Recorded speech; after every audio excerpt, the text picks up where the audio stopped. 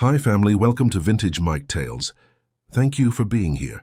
Your time means everything. I'm truly grateful you've chosen to experience this story with me. This isn't just a tale of love. It's a journey of healing, redemption, and finding light in the darkest corners of the heart. So sit back, feel every word, and let the story unfold. The rain had a rhythm of its own that night. Soft, steady, relentless. It beat against the glass walls of Eric Wilson's penthouse, the city lights beyond glowing like distant embers through the mist. He stood before the floor-to-ceiling window, shirt unbuttoned, collar open, one hand wrapped around a half-empty glass of whiskey. His reflection looked back at him, handsome, controlled, and utterly soulless. He used to have a heart once before the crash, before the sound of metal fire, and Kelvin's dying breath had burned themselves into his memory. "Promise me you'll look after her," Kelvin had said, blood on his lips, hand trembling as Eric held him. "Rachel, she's all I have left." It had been 8 years since that night, and not a single dawn had passed without those words echoing in his mind. The promise had become his curse. A buzz from his phone cut through the silence. He turned, jaw tightening. It was Martha, Kelvin, and Rachel's grandma. "Eric?" she said, voice trembling through the speaker. "I wouldn't call you if it wasn't serious. Rachel's been evicted. She's been trying to get back on her feet, but she has nowhere to go." Eric's gaze drifted back to the city. "Send her to me." There was a pause. "Eric, she might not—" "Send her to me," he repeated, his tone final, cold, the tone of a man who wasn't used to being told no. Rachel Williams didn't believe in fairy tales anymore, not since the night she learned that love could hurt more than hate. Still, she had always tried to find beauty in broken things, cracked walls, wilted flowers, strangers' smiles on subway platforms. But tonight, as she stood in front of the towering glass building that housed Wilson Enterprises, soaked from the rain, suitcase in hand, beauty felt like a lie. The doorman gave her a sympathetic look as he led her to the private elevator. "Mr. Wilson's expecting you, Miss Williams." She forced a smile, though her heart raced. Eric Wilson, her brother's best friend, the man who once terrified her with his silence, whose presence filled a room like smoke, dangerous, suffocating, impossible to ignore. The elevator doors opened to the 47th floor, revealing a penthouse that felt more like an art gallery than a home, glass, steel, and shadows. He was waiting by the window, tall, broad-shouldered, and still heartbreakingly composed. His hair was slightly longer than she remembered, a few strands falling carelessly over his forehead. He turned slowly, blue eyes meeting hers. For a moment, neither spoke. Rachel. His voice was deep, steady, but something flickered in it, something that sounded like pain. "Hi, Eric." She tried to smile, her voice light but fragile. "Sorry to just show up like this." "You didn't." He placed the glass on the counter. "I told them to bring you here." She looked around. "I can't stay here." "This place is safe," he interrupted. "And that's what you need." She frowned. "I need to learn to stand on my own, not— Your brother asked me to look after you." His voice softened just slightly, but the command underneath was unmistakable. "I don't break promises." The air thickened between them. Rachel looked away, her throat tightening. "Kelvin made you promise that 8 years ago, Eric. I was 20, and you've cared for me all this time. But I'm not a child anymore." "No," he said quietly, stepping closer. "You're not." The way he said it made her shiver, not from fear, but from something she couldn't name. Later that night, Rachel wandered through the penthouse in one of the guest rooms, though guest room felt like an understatement. It was elegant, serene, and impersonal. She unpacked slowly, glancing around at the minimalist decor. Everything here screamed control, distance, perfection, just like him. When she walked back into the living area, she found him sitting on the couch. Sleeves rolled up, papers scattered around him.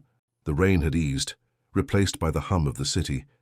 For a moment she watched him, how still he was, how burdened his expression seemed when he thought no one was looking.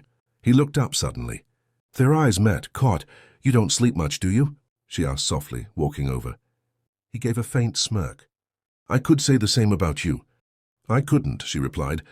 "You've got the look of a man who tries not to dream." His smirk faded. For a heartbeat, the mask cracked. "You shouldn't try to understand me, Rachel." Maybe not. She leaned against the counter. But I do. He turned fully now, eyes sharp but curious. Do you? She nodded, her voice gentle. You think if you keep everything buried, it can't hurt you. But you're wrong. It's hurting you every day. Something shifted in his expression. Anger, guilt, maybe admiration. He looked at her like she'd just spoken a truth he'd spent years avoiding. You talk too much, he said, but his voice lacked venom. You listen too little, she shot back with a soft smile. For the first time, Eric Wilson, the devil with an angel's face, laughed. It was low, rough, unpracticed, and God, it did something to her chest. Later, as the night deepened, Rachel found herself on the balcony.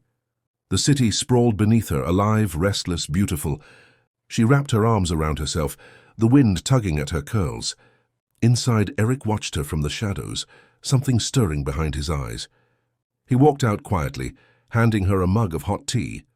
Their fingers brushed, and the brief contact sent a current through both of them. She whispered, "Thank you." He stood beside her, staring at the skyline. Then he spoke softly, almost a whisper. "You shouldn't have had to go through what you did." She looked up at him, surprised. "What do you mean, Rachel? I know more than you think about your past." She met his gaze, steady and strong. "I remember it. I survived it. And I learned to find strength in the pieces it left behind." "You didn't deserve that kind of pain," he said, voice raw. "No one does," she replied, her eyes unwavering. "But it doesn't control me anymore. And you didn't deserve to lose him." Her throat tightened. The silence that followed was heavy, intimate. The kind of silence that said everything words couldn't. Rachel turned to face him fully, her eyes glistening under the city light. "Eric, why do you still punish yourself?" His jaw tightened, but his eyes, those cold, haunted eyes, softened for a fleeting second. "Because it was my fault." Her voice trembled with a mix of sadness and frustration. "It was an accident, Eric. You've carried that guilt for years, and it's killing you." He looked away, his hands curling into fists. "I was driving, Rachel. I was supposed to protect him. Instead, You both made that choice," she cut in gently, her voice breaking. "Kelvin trusted you," she whispered. "He would never have blamed you for anything. You were like a brother to him, Eric. He'd hate to see you carry the guilt." "Because I don't deserve it," he said, his tone low, hollow. "I was the one behind the wheel. I lived." He didn't. Tears welled in her eyes. "You think punishing yourself brings him back? You think destroying yourself is what he would have wanted?" His silence was heavy, the air between them thick with pain. Rachel took a shaky breath, stepping closer until she was standing right before him. "I lost my brother that night. But I'm not going to lose you to the same tragedy." "Not again?" He looked at her then, truly looked, and something inside him cracked. The devil behind the ice met the warmth of a woman who refused to let him drown. The girl who once painted on her apartment walls with laughter, who still believed there was beauty in the world, even after everything it had taken from her. In her eyes he saw something that terrified him. Forgiveness. He stepped closer, his breath brushing her skin. "You should hate me." "I don't," she whispered. "I never could." Their eyes held, the night pulsing between them. For a fleeting second, the world outside vanished. There was only her warmth, his darkness, and the fragile bridge forming between them. But Eric broke it first. He stepped back, his face returning to stone. "You should get some rest." Rachel exhaled, pain and confusion mingling in her chest. "Right. Good night, Eric." He watched her walk away, her silhouette framed against the city's glow. When she disappeared down the hall, he closed his eyes, running a hand through his hair. He had promised to protect her, but as he stood alone in the silence, one truth echoed louder than the rain outside. He wasn't sure he could protect her from himself. The first light of dawn crept through the tall windows, spilling gold across the penthouse floor. The city below was already awake, horns, footsteps, and the hum of a million lives intertwining. But inside Eric Wilson's immaculate world, time felt suspended. He stood in the kitchen, sleeves rolled up, coffee mug in hand, watching the steam rise like smoke. He hadn't slept. Every time he closed his eyes, he saw her, Rachel standing on his balcony in the rain, eyes glistening with understanding he didn't deserve. When she walked in, barefoot and wrapped in a thin robe, the air shifted. She paused hesitant, then smiled softly. "You're up early." I didn't sleep. He turned his gaze toward the skyline. Old habits. Rachel moved closer, the scent of vanilla and coffee drifting from her skin. You're always awake, she said gently, like you're afraid of the dark. He looked at her then, his blue eyes unreadable. The dark's the only place I feel at home. Her chest ached at the way he said it, like the truth hurt him even as he accepted it.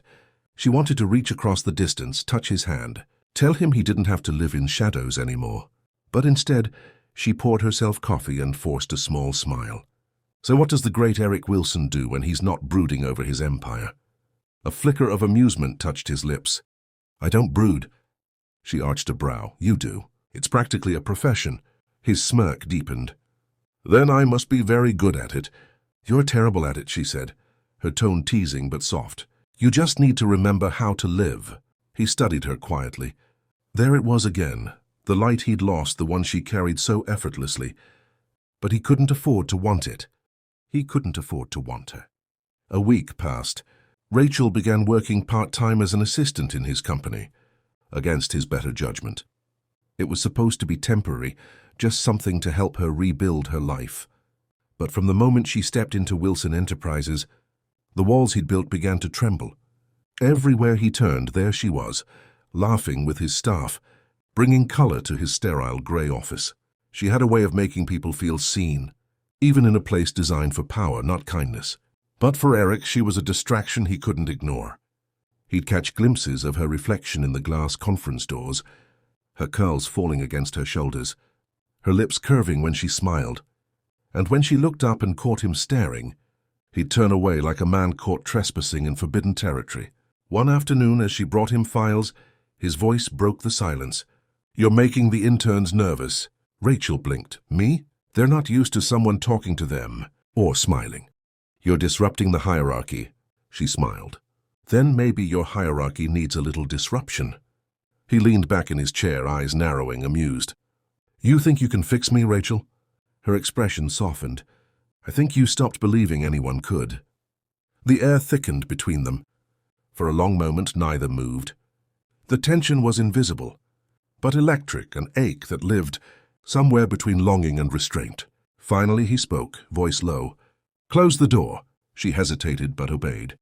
The soft click of the door felt louder than thunder. He leaned back slightly, eyes narrowing. Why are you really here, Rachel? Why did you accept to stay? She looked down at the folder in her hands, then met his gaze steadily. You offered. I accepted. And because someone has to remind you that you're human. His chest tightened. And what makes you think I need reminding? She stepped a little closer, the air between them charged. Because I can see behind the walls you've built. I see the man you tried to hide, the one Kelvin trusted. Something inside him cracked. His voice was rough, almost a whisper. You should stay away from me. Her lips curved faintly. Maybe, but I won't. Their eyes locked. And for one dangerous heartbeat, the world outside vanished. His hand moved as if pulled by instinct, brushing a strand of hair from her face. Her breath caught. Her heart pounded in her chest, but just as quickly he pulled away, his jaw tightening. Get back to work, he said. Her voice trembled. You don't have to be cruel, Eric. He looked at her, the storm in his eyes barely contained. That's the only way I know how to keep you safe. That night the sky broke open. Thunder rolled over Manhattan, rain slamming against glass. Lightning flashed, briefly illuminating the penthouse in sharp bursts, painting the furniture, walls, and Eric's figure in stark, fleeting light. Eric sat in the dim glow of the living room, whiskey untouched beside him, staring into the darkness. He looked different, lost, vulnerable. You didn't go to the office dinner? She asked softly, setting down her umbrella. He shook his head. Crowds and I don't mix. Rachel noticed the tremor in his hand, the distant look in his eyes. He wasn't just thinking, he was remembering. The crash, Kelvin, the promises, the guilt. Nightmares again? She whispered. He didn't answer, but the silence was enough. Rachel moved closer, kneeling beside the couch. You don't have to fight them alone. He looked down at her, the light reflecting in his eyes like trapped fire. I told you not to get close. Then stop looking at me like that, she whispered. His breath hitched. The storm outside faded to nothing compared to the one inside. He reached out slowly, fingertips grazing her cheek. The touch was light, hesitant, like he was afraid she'd shatter. "Rachel," his voice was a rasp. "You make me forget who I am." "Maybe that's the point," she breathed. For a moment he almost gave in, almost let his lips find hers. But then, like a man waking from a spell, he stood abruptly, breaking the connection. His voice came out rough, tortured. "This is wrong." She rose to her feet, eyes glistening. "Because I'm Kelvin's sister. Because you deserve someone who isn't me." Her anger flared. "You think you get to decide that? You think you're protecting me, but you're just hiding." He turned toward her, emotion cracking his composure. "You don't understand what I've done, Rachel. The man you think you see, he died with your brother." "Then let me bring him back," she said, tears threatening to spill. "Let me see what's left of him." The storm raged harder outside, lightning illuminating his face, the pain, the desire, the war inside him. He wanted her. God, he wanted her. But he couldn't have her without destroying everything. He moved closer, until she could feel his breath on her skin. "If I touch you now, I won't stop." "Then don't," she whispered, trembling. "Stop pretending you don't feel this." His hand brushed her jaw, his thumb tracing the edge of her lips, but he forced himself to step back. Every nerve in his body screamed to hold her, kiss her, surrender to her warmth. Instead, he turned away. "I'm not the man you need." She blinked back tears. "You keep saying that, but you never ask what I need." He froze, her words cutting through his defenses like glass. Rachel stepped closer, her voice trembling but fierce. "I need someone who sees me, someone who doesn't run when it hurts, someone who still believes that broken things can be beautiful." He looked at her, chest heaving. The silence between them burned. "I don't know how," he whispered finally. "Then let me teach you," she said. The thunder roared above them. For a moment he reached for her hand, then stopped, letting it fall to his side. "You don't scare me anymore, Eric," she said softly. His eyes darkened. "You should." And yet, as she turned to walk down the hall, her heart knew the truth. He wasn't her fear anymore. He was her weakness. And for the first time, she could feel the ice beginning to melt. Snow had begun to fall over New York, soft and silent, blanketing the chaos of the city in fragile white. But inside Eric Wilson's penthouse, the silence was anything but peaceful. He stood by the window, his tie loosened, hands braced against the glass. The city lights blurred through the snowflakes, 1,000 glowing ghosts staring back at him. He hadn't heard her voice in weeks. The coffee mugs she used to leave half-finished were gone. Her laughter no longer echoed in the halls. And the worst part, he had no one to blame but himself. She had left quietly, like dawn slipping away before morning could catch it. No fight, no goodbye. Just a folded note on the counter. "I can't keep pretending this doesn't hurt. I love you, Eric. That's why I have to go. Rachel." He'd read it 100 times. The words didn't fade. They branded themselves into him. Now his world, once driven by ambition and guilt, felt hollow. Meetings blurred. Deals fell through. Even the empire he'd built began to feel meaningless. All that mattered was the empty space she left behind. Rachel Williams had traded the city's steel for the quiet hum of a small art community upstate. The town was calm, wrapped in the scent of pine and fresh snow. She rented a tiny loft above an old bakery, where the air always smelled of cinnamon and rain. Her days were spent painting, pouring her heart into color and canvas. Every brushstroke was him. His eyes, his silence, the way his hands had trembled when they'd almost touched. She painted him as she remembered him, both beautiful and broken, light and darkness colliding. Each portrait bled with emotion, every canvas a confession she'd never dared to speak aloud. But at night, when the world grew still, she'd find herself standing by the window, whispering into the cold, "Do you miss me too?" She didn't know that he did, more than words could say. Back in New York, Eric tried to bury himself in work. Every deal, every late-night meeting, every skyscraper he touched was an attempt to silence the memory of her, of the warmth in her laugh, the fire in her eyes, the way she had always seen him. Not as a devil, but as a man worth saving. But no amount of work could erase the void she left.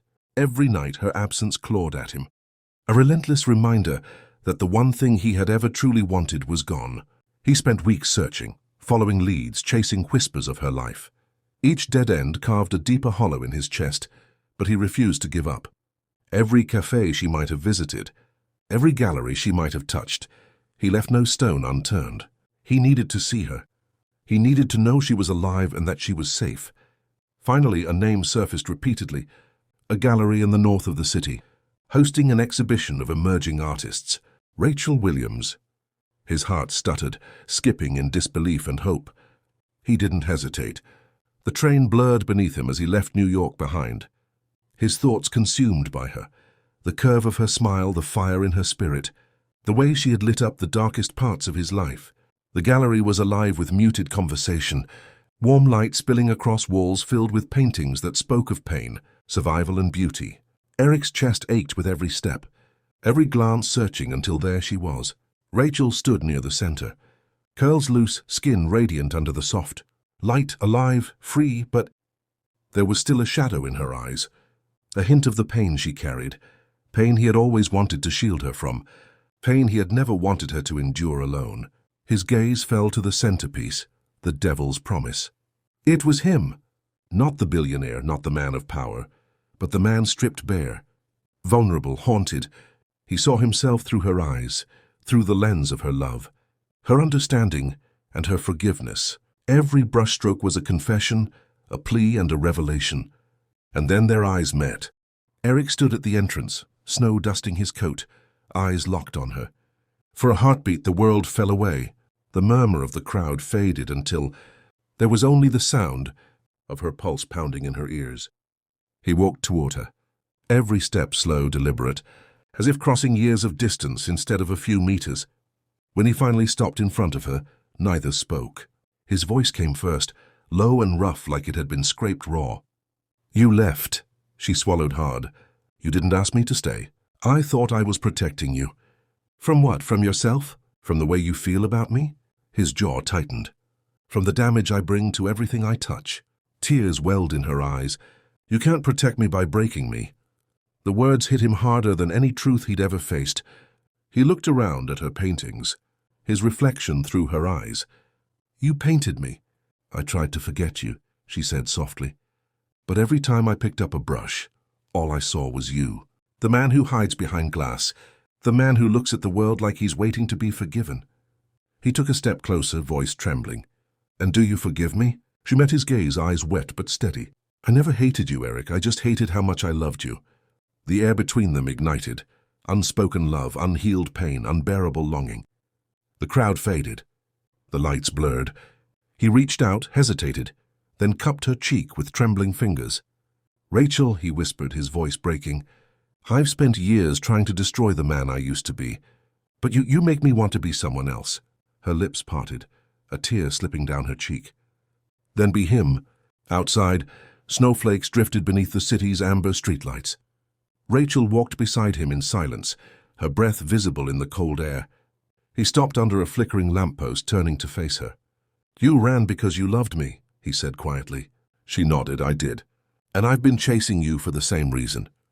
The confession hung between them, raw and real. He took a step closer, his breath mingling with hers. "You don't understand what loving you does to me. You make me feel alive, and that terrifies me." She looked up at him, her eyes shining. "Then let it. Maybe that's how you start to live again." He laughed softly, a sound full of disbelief and ache. "You're supposed to hate me." "I tried," she said, smiling through tears. "But it's hard to hate the man who saved me, even when he doesn't believe he can save himself." He reached for her hand. Their fingers intertwined, fitting like they were always meant to. The world around them was still, the snow falling gently like forgiveness from the sky. He whispered, almost to himself, "I don't deserve you." She smiled sadly. "Then earn me." Later that night, in the quiet of her small loft, the warmth between them became something they could no longer deny. They stood close, too close, by the window, the moonlight tracing the shape of their faces. He brushed his thumb against her cheek. "You should tell me to leave." She shook her head. "I don't want you to." "Rachel," he whispered, her name breaking on his tongue. "If I start this, I won't stop." Her eyes searched his. "Then don't stop." And for the first time, he didn't. His lips met hers, slow at first, then desperate, years of restraint unraveling in a single kiss. It wasn't perfect. It was messy, aching, human, but it was real. Every touch was an apology, every breath a promise, and when they finally pulled apart, foreheads pressed together, hearts pounding, he whispered, "I'll spend the rest of my life chasing this." The Manhattan skyline burned gold beneath the dying light, the city pulsing with the same restless energy that once defined him. But tonight Eric Wilson felt still, for the first time in years still. Rachel stood beside him by the floor-to-ceiling window, her reflection mingling with his in the glass. The silence between them wasn't heavy anymore. It was sacred, alive, full of everything they'd both been too afraid to say.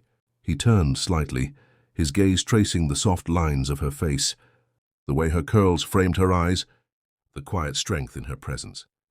8 months, he murmured, voice low, almost reverent. 8 months since I almost lost the only thing that ever mattered. Rachel's lips curved faintly. You didn't lose me, Eric. You just had to find your way back. He let out a breath, half a laugh, half a sigh.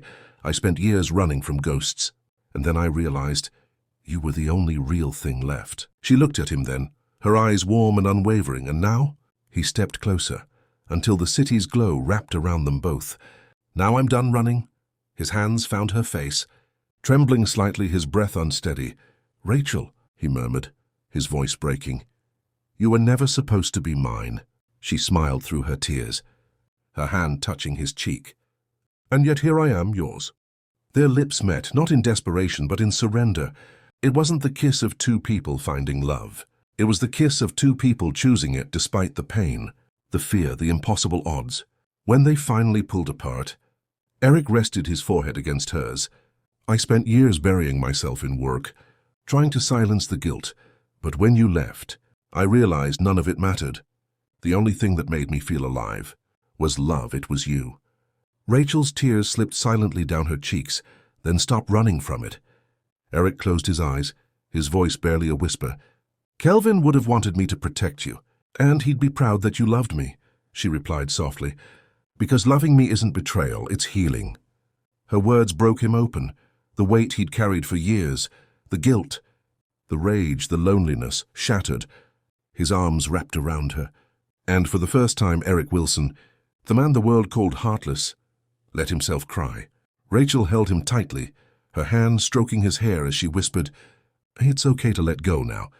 Outside the city buzzed, unaware that inside that glass tower, redemption was quietly unfolding. Weeks later, Eric took her to the rooftop of the Wilson Tower, the place he once called his fortress. The city stretched out below, drenched in golden twilight. This is where Kelvin and I used to come after long nights at the firm, he said quietly. We planned the future here, talked about everything, except death. Rachel turned toward him, eyes softening. I promised him that I will protect you. Rachel smiled, and instead you fell in love with me. He exhaled with a faint smile, best mistake of my life. She laughed softly, and then he grew serious again, his gaze tender. Rachel, I've spent years building an empire on pain, but tonight I want to start something built on love. Her heart skipped. What are you saying? He reached into his pocket, pulling out a small velvet box. I'm saying, stay, not because I saved you, not because you need me, but because I need you. Tears filled her eyes as he opened the box to reveal a delicate diamond ring glinting in the city light. Eric, she whispered, trembling. He knelt before her, the city wind brushing through his hair. Marry me, Rachel. Be the reason I never go back to who I was. Rachel's hand covered her mouth, her tears spilling freely. You already changed, Eric. I saw it the moment you let me in. He looked up at her, blue eyes shimmering with emotion. Say yes. She nodded, laughing through her tears. Yes, every day of my life, yes. He rose, pulling her into his arms, as the city lights flickered below like stars. Their kiss was deep and unhurried, two souls finally home. Later that night, as Manhattan glittered below, a sea of light stretching endlessly toward the horizon, the wind carried the faint hum of the city, alive, restless, eternal. Eric stood where he and Kelvin once had, hands buried in his pockets, the same skyline reflecting in his eyes. He drew in a shaky breath, his voice low but certain. Hey, brother, his voice roughened by the wind and years of silence. It's been 9 years. I still find myself coming here when it gets too quiet. He let out a shaky breath. I can almost hear you laughing. I can still feel you standing right here, telling me not to take life so damn seriously. A breeze swept over the rooftop, lifting the hair from his forehead. I need to say something. Eric continued, his voice softening. I love her, brother. Your little sister, my Rachel. He swallowed hard, eyes glinting with emotion, our girl. The light you left behind when the rest of my world went dark.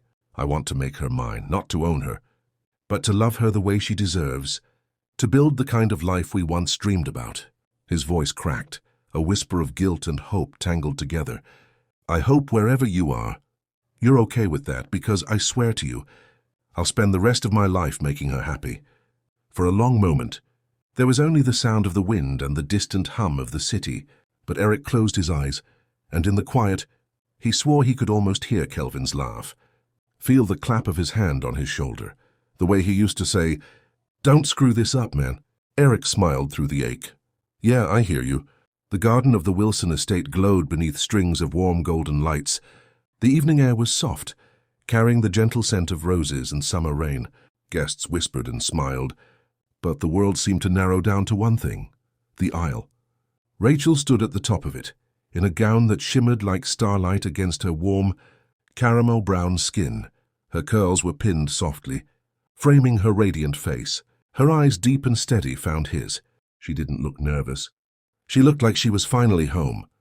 Eric's breath caught. He'd faced storms, built empires, lost everything that mattered. And yet, nothing had ever undone him like this woman walking toward him. As she reached him, the officiant's words faded into a soft hum in his mind. All he saw was her. All he felt was everything. Rachel's hand slipped into his, warm and sure. Eric whispered, "Just for her, you're my forever, Rachel." Tears glimmered in her eyes, but her smile didn't waver. "And you're my home." Eric, the officiant, spoke their vows, but it was their eyes that sealed them. When he finally kissed her, the world blurred into applause and soft music. Above them, the night sky stretched wide and endless, as if Kelvin himself was watching, and for the first time in years, Eric's heart felt whole. As the night settled over New York, Rachel leaned against him, her voice soft. "Do you ever wonder how something so broken became so beautiful?" Eric smiled, pressing a kiss to her forehead, because sometimes it takes fire to melt ice, and sometimes love is the flame. She looked up at him, eyes shining. "Then let's keep burning."